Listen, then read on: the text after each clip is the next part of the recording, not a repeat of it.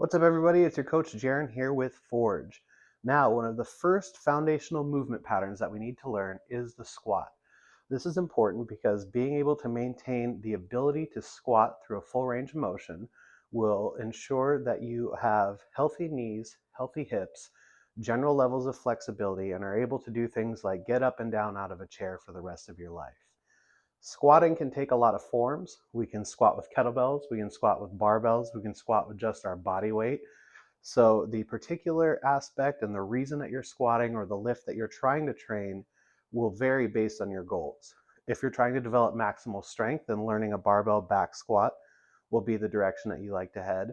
If you are less interested in heavy squatting and just want to be able to have the skill of squatting, then the goblet squat that I'm going to teach you today is going to be a great option for you. Regardless, if you're new to squatting or if you have technical inefficiencies that we need to clear up, the goblet squat is a great place to start, and it's something that I have everyone do regardless of their goal, just because of the great carryover that it has towards the technical aspects of the lift. Now, when you're first learning to squat, I like to teach it to a box. The reason that learning to a box is so important is because it teaches us proper squat mechanics. It teaches us how to learn how to sit back into our hips instead of just squatting down with the knees, trying to maintain a perfectly straight back like most people tend to default to do when they're brand new. For your box height, you want to find something where at the beginning, your crease of your hip is below the tops of your knees. So as you can see here behind me, the box that I have when I'm sitting down allows me to sit to approximately that height here. Hip crease below the top of the knee. If you have mobility issues, then you may need to start with a higher box, but working your way down to an appropriate height box is a goal for everyone and should be something that you're striving to do. Now, the other reason that the goblet squat is so beneficial is that it expands on the principles and skills of rooting and bracing that I've spoken to you about in other videos. Rooting because we have to control the mechanics of our foot in order to create stability upstream through our body, but also bracing because a goblet squat, the weight is held out in front of the body. And anytime we have a load outside of our base of support, we are automatically required to engage the muscles in through our abdominals to stabilize the spine. And so if you're brand new to learning those concepts, or they're things that you maybe haven't thought about before if you have been lifting, the goblet squat really teaches you those skills in a way that's practical and gives you a lot of external feedback so that way you can feel those things working inside your body. With the kettlebell, you have a few options as far as grip. You can choose to hold it like so by the horns, which can be great if you're someone who struggles to find tension in through your upper back, as this grip here really emphasizes the need to drop the shoulder blades back and tense up the muscles around the scapula.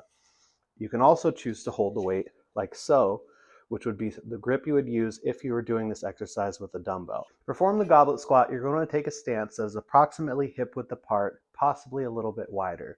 It's important that you recognize that our individual mechanics are going to be different because our body dimensions are different. I have long femurs and a short torso, so I'm going to tend to squat with a wider stance than someone who has short femurs and a long torso. So try a few different stance widths, see which one allows you to perform the key aspects of the lift correctly and which one feels the most comfortable. This doesn't mean that the stance that you're most comfortable in now will remain that way throughout your entire lifting career, but it's important that you expose yourself to these different positions. That way you can slowly learn over time what works best for you. Regardless, we're going to find that stance and we're going to follow through a specific checklist. That way we can ensure that every single rep is done the same way, focusing on the principles that we want to really emphasize during the exercise. So with our squatting, we want to remember that everything starts from the ground. So we'll revisit rooting. Do we have contact points at the heel, the little toe, and the big toe? Is my weight evenly distributed through those positions? And can I feel the muscles of my feet actively engaging with the floor? Once you've identified those sensations, we're going to bring the weight up into position. From here, we're going to brace. So we'll inhale through the nose, exhale through the mouth.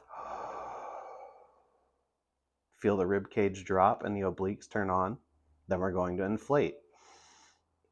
Once we have that pressure, we're going to sit back to the box. And you'll notice at the bottom of this position here, my back is straight, but not upright.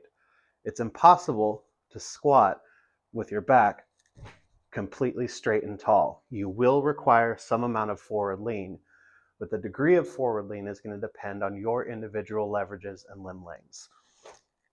So again, starting from the top, we've got all of our checkpoints set. I'm sitting back into my hips. At the bottom of the lift, my shins are mostly vertical. My heels, little toes, and big toes are all still in contact with the ground. And I've really emphasized opening up the hips and sitting back into the butt. If done correctly, at the bottom of the box, you should be sitting with the backs of your legs in contact with the box, not the bottom of your butt cheeks. To stand back up, we want to think about reversing these things and pushing through the floor. We're always trying to drive the floor away from us, and as we come up, we squeeze the glutes. I'll do a couple reps so you can see.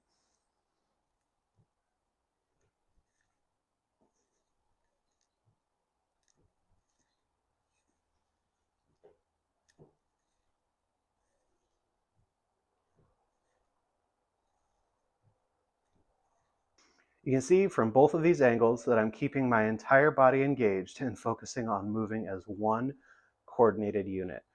At no point am I plopping to the box, but I'm trying to actively maintain control of my position and keeping tension through the entire body. A good way to think of this is if you've ever gone to a public restroom where someone has peed all over the toilet, but you still have to go to the bathroom. We wouldn't haphazardly just crash down and sit on top of everyone else's pee. What we might want to do instead is control the tension to where maybe we're hovering over the seat a little bit. In our squat, we want to have that same degree of control the entire time to where I could stop at any point of the lift and have perfect balance and perfect control. Once you've mastered the goblet squat to a box, it's time to learn the freestanding version of the lift. To perform this, most of the cueing is exactly the same, and if you spent the appropriate amount of time learning how to squat to the box, then squatting without the box should feel fairly comfortable and natural. Again, we're going to find a hip width or around that area stance. We're going to find our rooting through our feet. We're going to bring the weight out in front, and we're going to go through the same sequence where we check in with our feet, breathe through the nose, exhale through the mouth, feel our upper back engage as we hold the weight, brace, and sit down into the lift.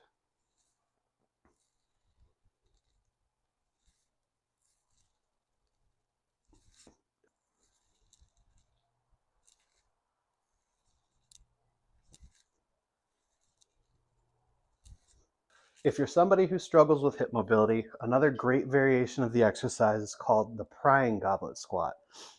With this version, we're going to go through the same sequence, but at the bottom of the lift, you're going to use your elbows to actively open the hips. This can be a great way to build general mobility in the hips by just spending time in a squat position. You can rock from side to side to help open up and mobilize the ankles. You can push the hips out and then sit deeper, or you can simply spend 3 to 5 minutes in this position, breathing gently and spending time in that deep squat. This is something that can either help you improve your mobility over time or simply open up tight and creaky hips first thing in the morning. Now we can incorporate the goblet squat into your program for a variety of reasons and in a variety of ways. One of the ways that I like to start off most commonly is used as a warm-up exercise. This might be programmed for something like 3 or 4 sets of 25 reps before a lower body workout. The reason that we would use the goblet squat here is that volume of very good quality lighter reps really helps to prime your body and get it prepared for the movement pattern of squatting. And for all the benefits we've already discussed, such as emphasizing rooting and bracing, getting those reps of practice in can kind of prime the pattern that we're trying to train for that day if our goal is to lift heavier weights. Another reason that we might use the goblet squat is as a supplemental exercise or an accessory lift. We might use them for sets of 8 to 10 with a moderate to heavy weight, just to add extra muscle and build strength in a squatting pattern in a way that is not as directly loading your spine. Another way we might use the goblet squat is as a primary exercise. Maybe you don't have access to a barbell or you don't have interest in doing the barbell squat, and that's totally fine. The goblet squat can serve as a great main movement and a precursor to other exercises such as the double kettlebell front squat. Regardless, I hope these cues and discussion on the movement have helped you learn a little bit more about how to do the goblet squat, and I look forward to seeing your progress in your program.